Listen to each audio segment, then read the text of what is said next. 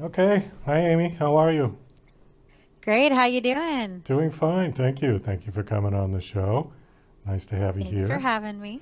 So, you got a book out called The Path to Break Free from Burnout. Is this your first book, or have you written other books? It is my first book, and ironically, the book that was supposed to be before this book was all about tips on how to be a solopreneur in this hustle culture. And so it's ironically funny because my first book ended up being to help folks break free from burnout instead. What's the difference between a solopreneur and an entrepreneur? I'm guessing you do it just all by yourself.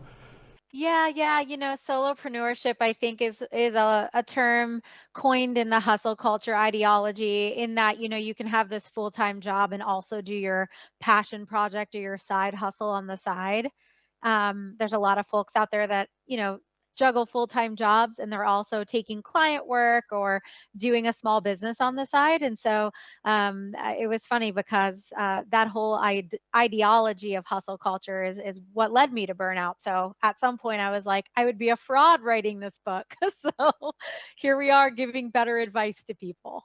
Well, I think the internet has sort of spawned that solopreneurship because before it wasn't as possible to do that. Now everybody has a little online thing going, whatever it is, yeah? Yeah. And post COVID with the work from home situation, I think there was a Deloitte study that came out early this year that said 70% of the Gen Z folks that had participated in the survey had two full-time jobs. So I think the idea that we can sort of straddle multiple things has become both, an opportunity, but also typically leads us to burnout eventually, in my research anyway. Well, let's define burnout. On your bio, it says the 5 stages of burnout, clarifying between burned out versus burnout syndrome. So explain that for me. Yeah. So, folks typically are going to go through these five stages. The first one, and I'll use career just because it's where burnout's present mostly. We have the honeymoon stage. So, you get your new job and you've got this like, let's go energy, right? We're putting everything into our job, proving our worth. And oftentimes we are really excited to be busy. And this is the stage where we start to build some toxic habits like overcommitting, having no boundaries, letting sort of everything kind of be a free for all for everybody else. And so then we move to stage two, which is the onset of stress. This is where stress is becoming present and your toxic habits are definitely becoming more concrete. This is the stage where we hear a lot of folks say, I'm feeling burned out. And that is sort of a cycle we're going to see folks go through multiple times in their lives. And it usually is just like the monotony of the cycle we're in. It's the cause of this onset of stress. It is an indicator change is needed. So at this stage, I would love folks to be more aware so they can make the change that's needed. It could be a vacation, but it could be something bigger, like you need to take charge of your time or your energy. But oftentimes we see folks move to stage three, which is the chronic stress stage. And this is when the stress starts to become here to stay, the pressure's mounting, and we start to see some of the typical signs like exhaustion, isolation, irritability, and some of those health issues and frequent illnesses that are starting to come into play when we move into stage four, which is the onset of burnout, which is burnout, what we call burnout syndrome. And we call it that because it's a phenomenon that's affecting the physical, mental, and emotional well being of a person. This is where we start to no longer function as we normally would. And so we also start to see all those signs I mentioned earlier get it even more intense, but also we have escape fantasies in this stage where we start to hear folks say stuff like, I feel stuck, or I want to run away, or there's no way out. Like you lose the ability sort of the control that you once had. And then stage five is where that's really the chronic burnout stage. This is where if we sit in this too long, we really need help. So everyday life is now being affected. This is bled into your personal life. It's probably causing you to abandon some major self-care pillars, you're not exercising anymore, your nutrition's all off, you hardly are sleeping at this stage, and you really have to make a change. And so we see stage 5 as sort of that rock bottom moment in my own story. That's where I was. But I like to say this book that I wrote and my coaching hopefully help folks never reach stage 5. Tell us your burnout story. It says there's a spoiler alert, but I won't give it away. So just tell us Yeah. your story.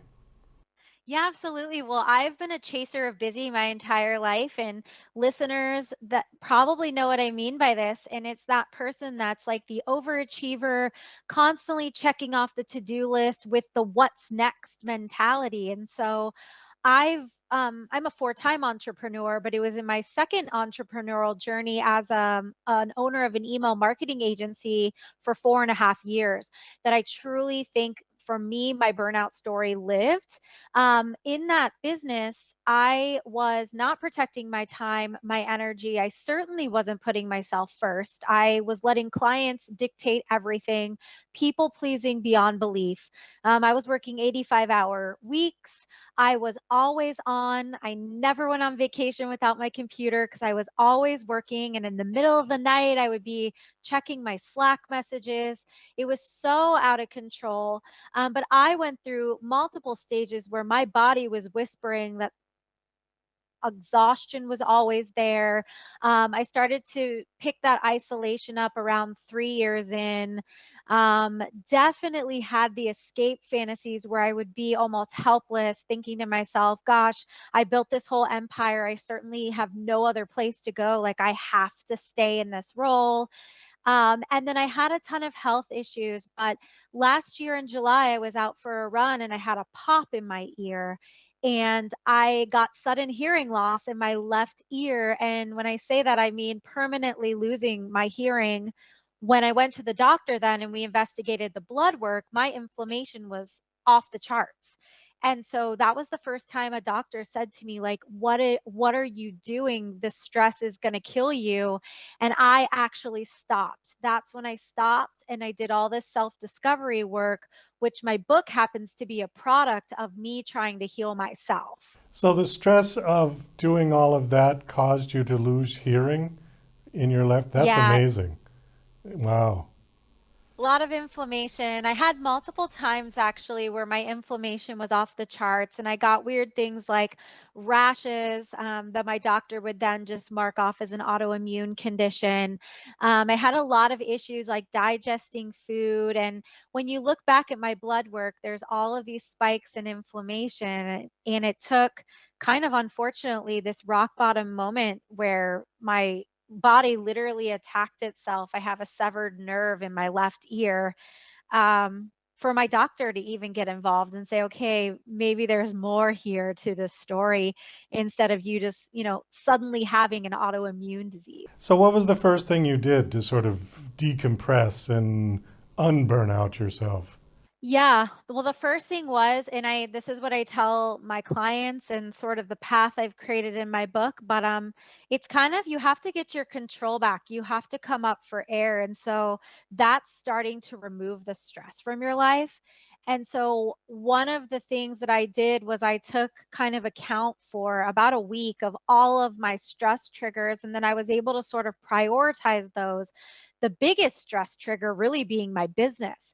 And the more that I did self discovery work, it's like kind of like when you reach rock bottom, the silver lining of that is you're so self aware suddenly, right? I think when you're in burnout mode, you think that all of these symptoms and signs and all this stress is going to go away when you reach the next milestone. But what you don't realize is you're constantly going to be like, what's next?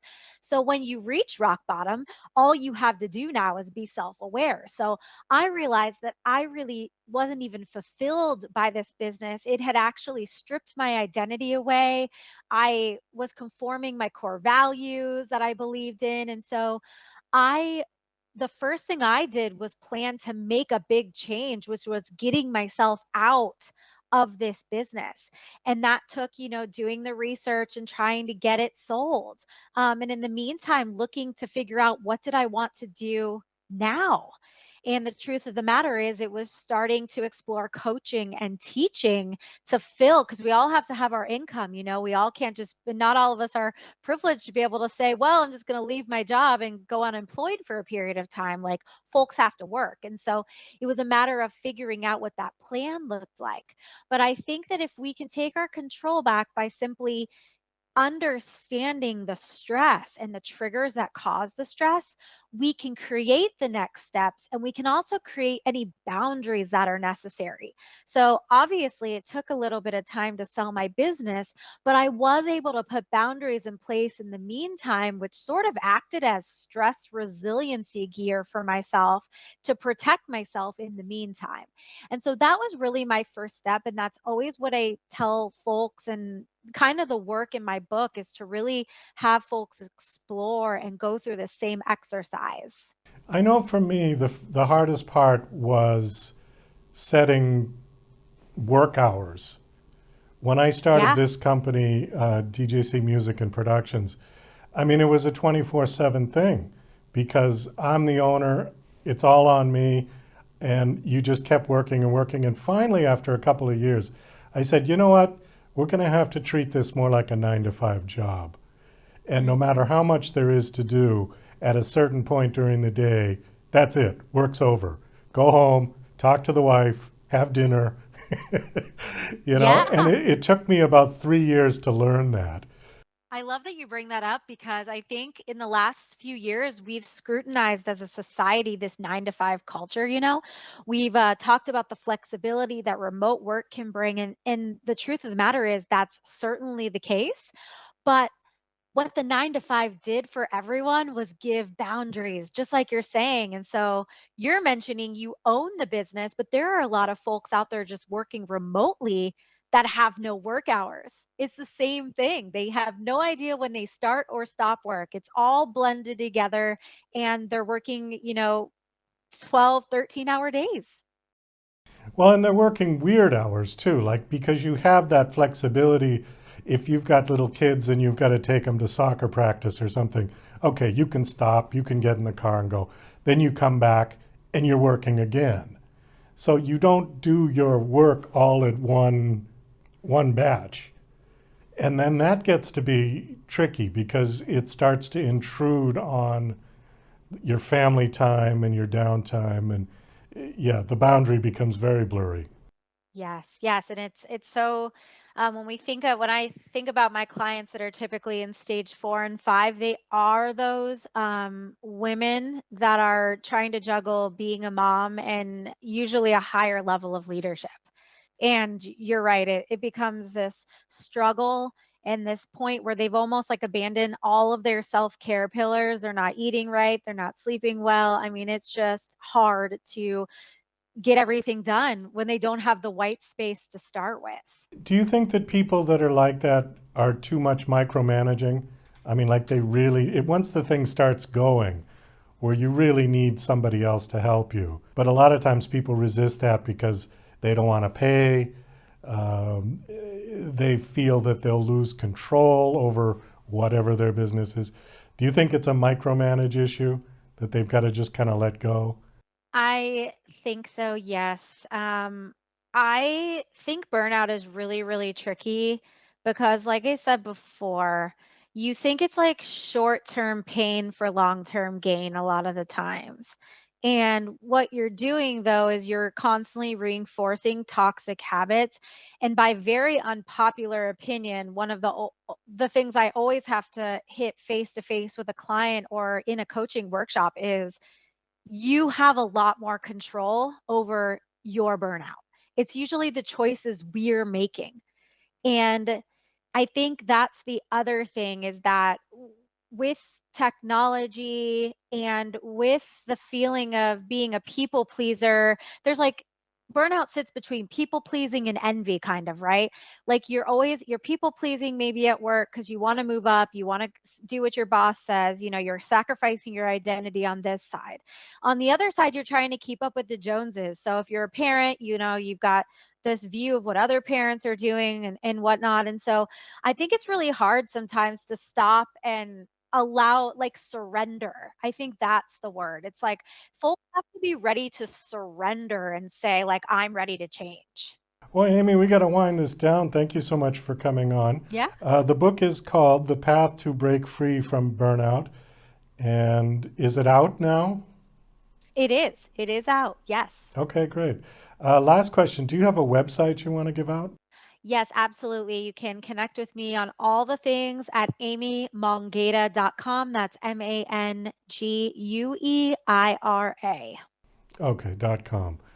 Again, Yeah. thanks so much for coming on. This was an interesting conversation. Best of luck with the book launch. Hope it does well. Thanks.